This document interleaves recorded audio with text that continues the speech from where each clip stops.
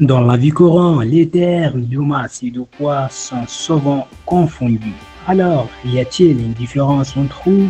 Oui, bien sûr, ce sont deux grandeurs physiques différentes.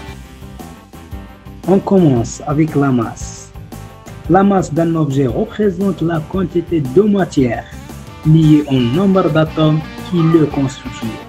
Il est mesuré avec une balance et il s'exprime en kilogrammes.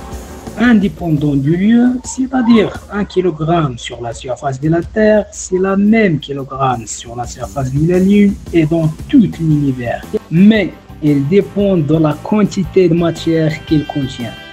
Par exemple, la première bille contient une quantité de matière supérieure à la deuxième, c'est-à-dire la masse de la première est plus grande que la deuxième. Remarque, les deux billes sont de même nature. Elle dépend aussi du type de matière dont il est constitué.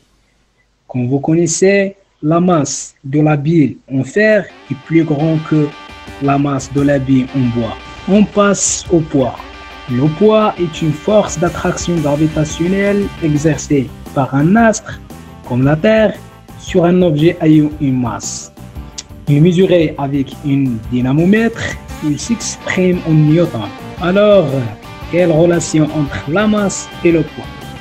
La masse et le poids sont proportionnels, c'est-à-dire P égale à M fois G, tel que P le poids en newton, M la masse en kilogramme, G l'accélération de pesanteur en newton sur kilogramme. Comme vous voyez, le poids dépend de l'accélération de pesanteur.